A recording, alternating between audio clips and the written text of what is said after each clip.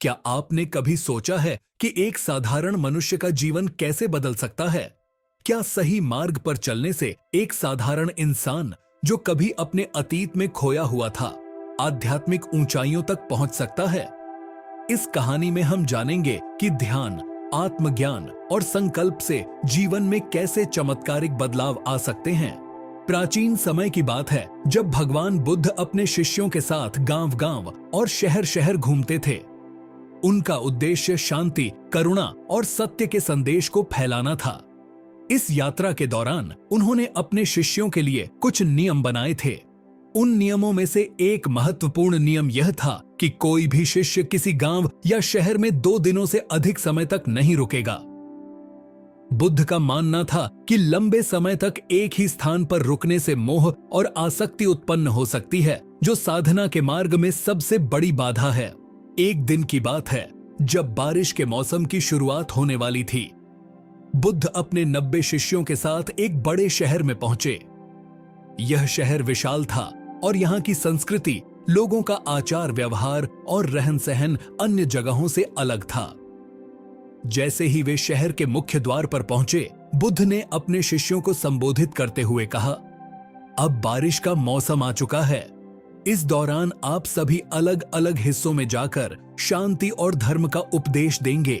ध्यान रहे, आपको उन लोगों के घरों में शरण लेनी है जो आपको प्रेम पूर्वक आमंत्रित करें। बुद्ध के प्रिय शिष्य आनंद भी अपने हिस्से की जिम्मेदारी निभाने के लिए अकेले ही शहर के एक हिस्से में निकल पड़े। आनंद बुद्ध के सबसे करीबी शिष्य थे और उन्हें बुद्ध के उपदेशों और उनके सिद्धांतों की गहरी समझ थी।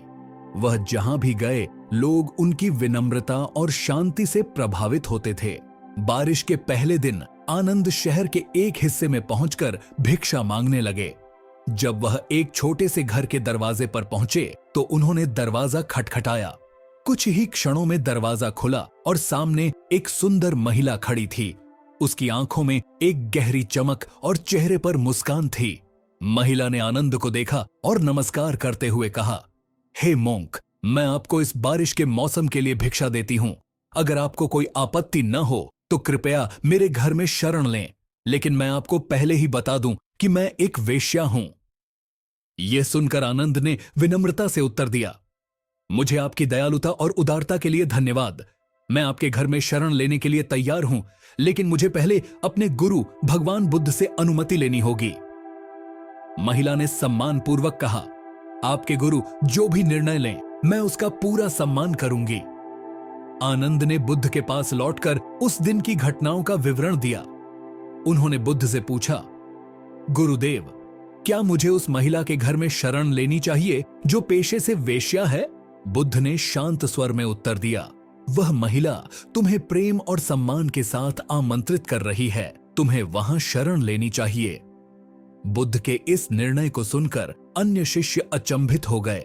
वे सोचने लगे, एक मोंक वेश्या के घर में शरण लेगा, यह तो साधना के मार्ग पर बड़ा संकट है। कुछ शिष्यों ने बुद्ध से पुनर्विचार करने का आग्रह किया, लेकिन बुद्ध ने दृढ़ता से कहा, हमारा कार्य समाज के हर हिस्से में शांति और सत्य का प्रकाश फैलाना है। अगर एक वेश्या ने उसे प्रेम से आमंत्रित किया है तो हमें उसके निमंत्रण को स्वीकार करना चाहिए। हमें अपनी सोच को इतना संकीर्ण नहीं बनाना चाहिए। अगली सुबह आनंद बुद्ध के चरणों में प्रणाम करके उस महिला के घर की ओर चल पड़े। वहां पहुंचकर उन्होंने विनम्रता से कहा, गुरु की आज्ञा अनुसार मैं इस बारिश के मौसम में आपके घर में शरण लूंगा। महिला ने आनंद का स्वागत किया और उन्हें अपने घर में प्रवेश कराया। वह घर छोटा और साधारण था, लेकिन महिला ने उसे साफ सुथरा और व्यवस्थित रखा था। महिला ने आनंद के लिए एक साफ और आरामदायक स्थान तैयार किया। उसने उन्हें गर्म चाय और भोजन पेश किया। आनंद ने भोजन स्वीकार किया और महिला को धन्यवाद दिया। जैसे जैसे दिन बीतने लगे, महिला ने आनंद के लिए हर संभव सुविधाएं प्रदान की। वह हर शाम उनके सामने गाना गाती और नृत्य करती थी, जैसा कि वह अपने ग्राहकों के लिए करती थी। लेकिन आनंद ने कभी उसकी ओर ध्यान नहीं दिया। वह हमेशा ध्यान और साधना में लगे रहते थे। शहर में धीरे धीरे यह खबर फैलने लगी कि एक मोंक वेश्या के घर में रह रहा है। लोग इस बात को लेकर तरह तरह की बातें करने लगे।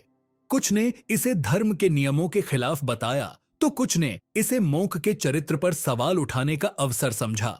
शहर के लोग कहते, यह मोंक अब अपने साधना के मार्ग से भटक गया है, वह अब वेश्या के प्रेम में पड़ गया है।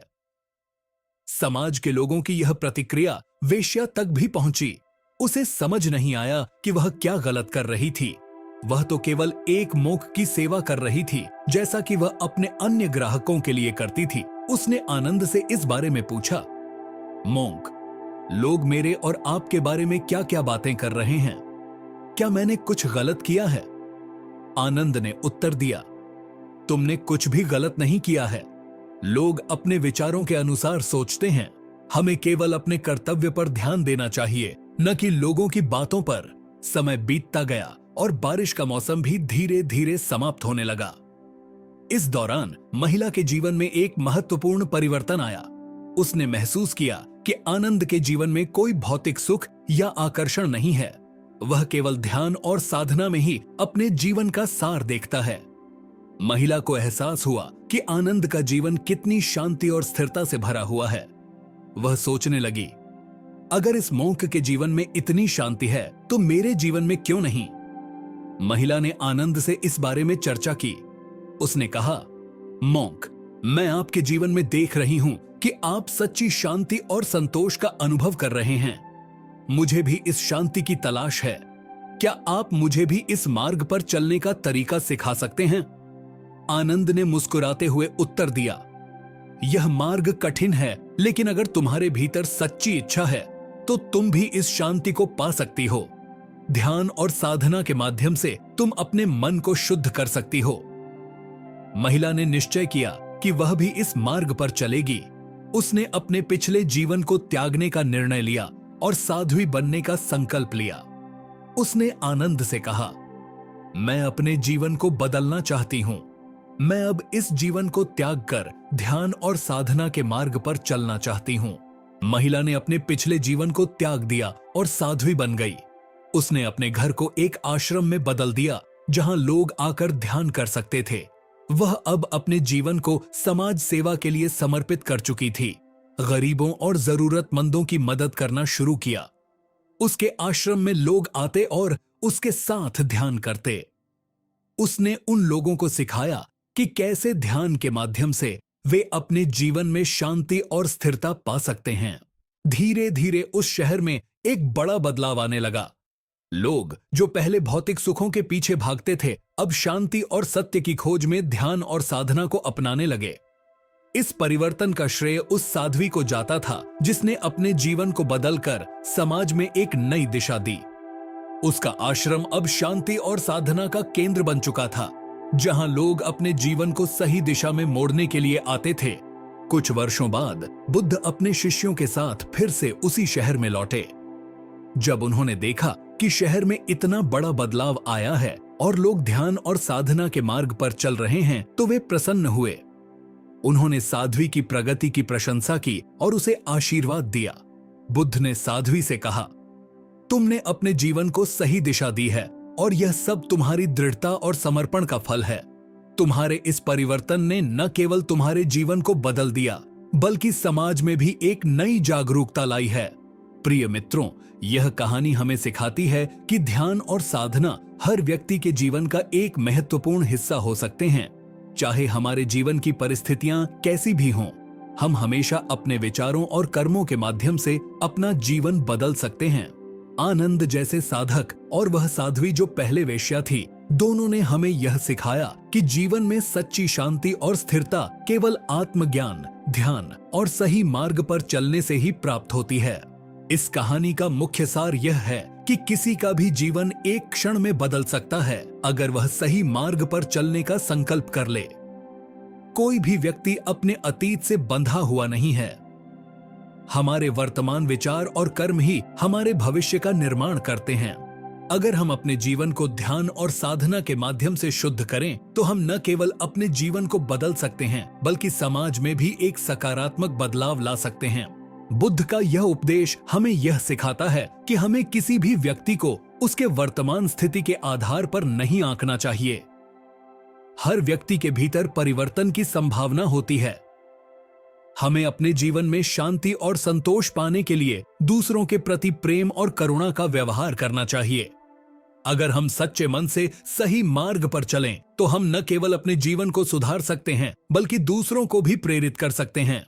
तो मित्रों, यह कहानी हमें प्रेरित करती है कि हम भी अपने जीवन में ध्यान, साधना और आत्मज्ञान की दिशा में एक कदम आगे बढ़ाएं। हमें अपने मन को शुद्ध करने के लिए ध्यान का अभ्यास करना चाहिए और जीवन में सही मार्ग का अनुसरण करना चाहिए। याद रखें, शांति और संतोष केवल भौतिक सुखों में नहीं, बल्कि आत्मज्ञान और ध्यान में है। अगर हम अपने जीवन को सही दिशा में मोड़ें, तो हम न केवल अपने जीवन को बेहतर बना सकते हैं, बल्कि समाज में भी एक सकारात्मक बदलाव ला सकते हैं। सच्ची शांति और स्थिरता केवल आत्मज्ञान, ध्यान और सही मार्ग पर चलने से प्राप्त होती है। किसी भी परिस्थिति में व्यक्ति के भीतर परिवर्तन की संभावना होती है, और अगर हम सही दिशा में प्रयास करें, तो हम अपने और दूसरों के जीवन को बदल सकते हैं।